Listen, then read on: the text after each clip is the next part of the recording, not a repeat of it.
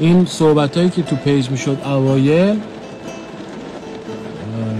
اینجا هزینه اینترنت خیلی گرونه. من تمام این لایوها رو میرفتم اینترنت میخریدم، لایو میذاشتم چند سال همینجوری، هیچکی هم نمیدونست. بعد توی یکی از لایوها اومدم گفتم این مدتی که شما تمام این لایوها رو گوش میدادی، میدونی چند فقط خرج هزینه اینترنتش شده که شما نشستی تو اینا همه چی هم گفتی. قطعش کردم، دیدم قدر نمیدونم. دیدم وقتی یه چیزی رو مفتی به یه کسی میدی جفتک میندازه، توهم برش میداره، فکر میکنه خبریه. در صورتی که اگه ما قدر بدونیم، وقتی یه کسی یه کاری برامون میکنه قدرشو بدونیم. شما خودت حاضری از 1000 تومان تو جیبت بگذاری؟ شما خودت حاضری ماهانه 10 میلیون 20 میلیون 30 میلیون همینجوری بدی بره؟ میدی؟ حاضری؟ میکنی؟ هیچ کس حاضر نیست.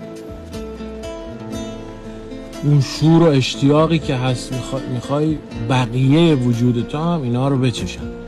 خب تو تا یه حدی میتونی اینا رو انجام بدی، وقتی میبینی نمیفهمن قطعش میکنی دیگه. حالا بچه‌هایی که دوست دارن مطالب رو بشنون، چون تو پیج آموزشی هیچی به جز چند تا لایو که من صلاح دیدم خودم پاک نکردم، اونجا هست، میتونن بیان اونجا عضو بشن اگه واقعا دنبال حقیقت هستن. این لایو هم که من تو پیج عمومی میذارم همینجوری دلم میکشه، همینجوری میذارم، همینجوری. اینم از این.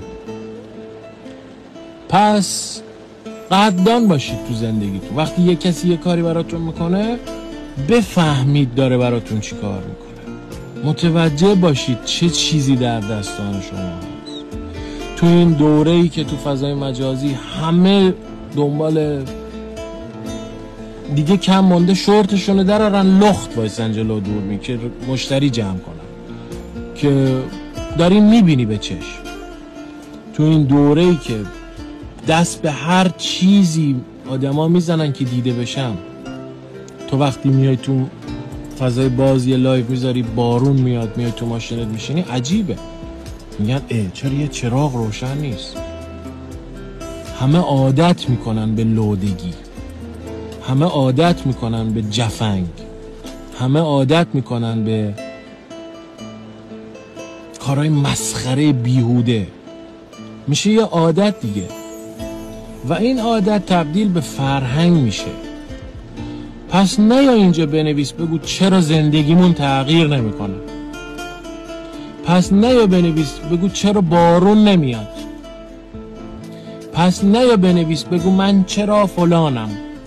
تقصیر خودته، چون تو قدر چیزایی که داری رو نمیدونی. همش دنبال چیزای جدیدی. چیز جدیدی به کسی داده نمیشه.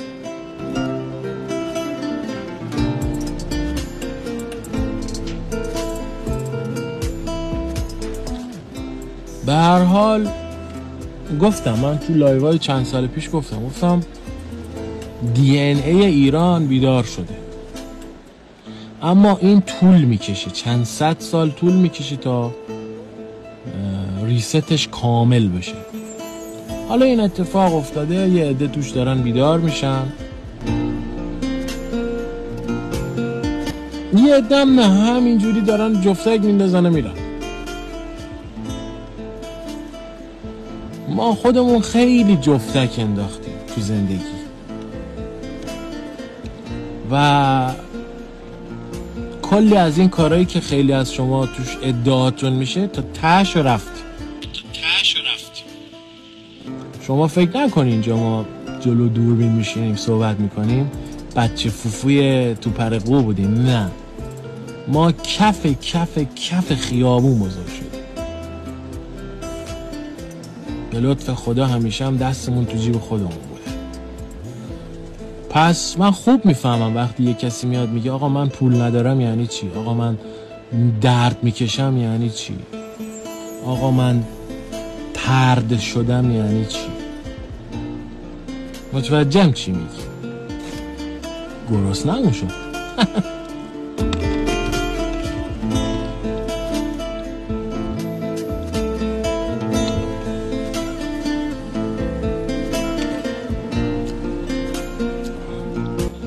چرا هی میگم جفتک؟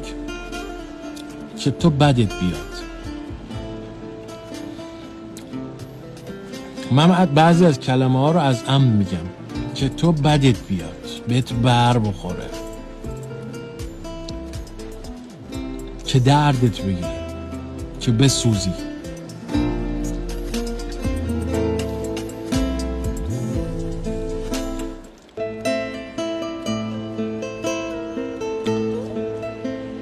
این صحبت ها واسه این نیست عزیز دل من که من بگم من فلانم و فلان. نه، این یه صحبت دوستانه بین ما هست.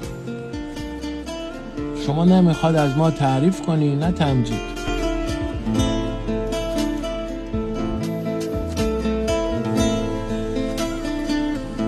حالا اون بچه‌ای که صحبت منو گرفتین،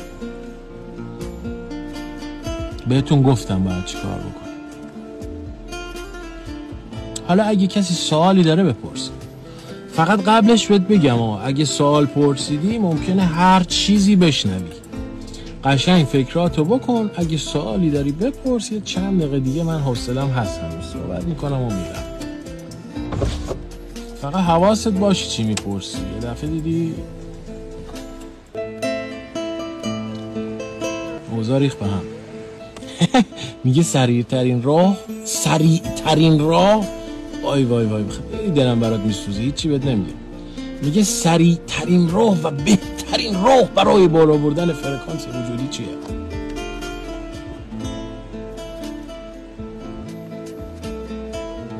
سریعترین و بهترین.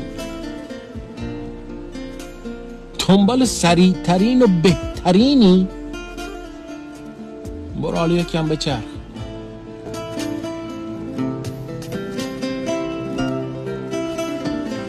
سریعترین و بهترین. سریعترین و بهترین نداریم.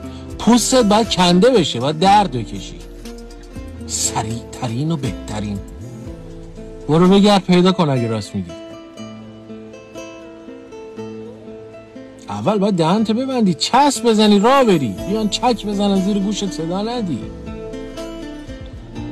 خفت بکشی، خارت کنن و تو صدا ندی.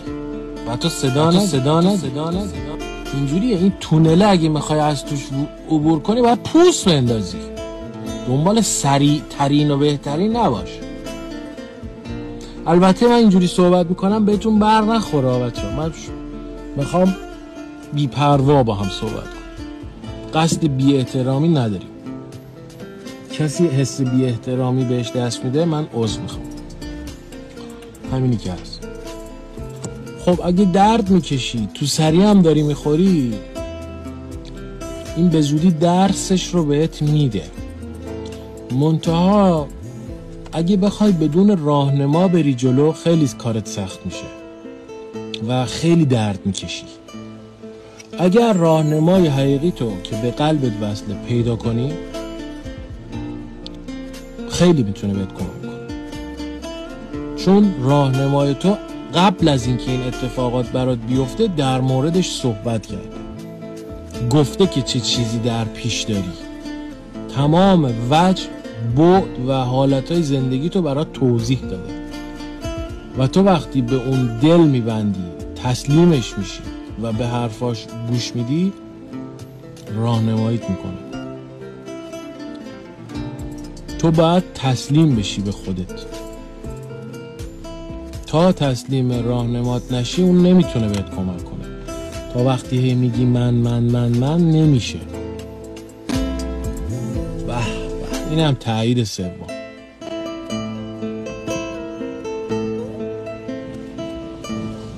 تایید چهارمو نزنه، ماشین رو ببر رو هوا.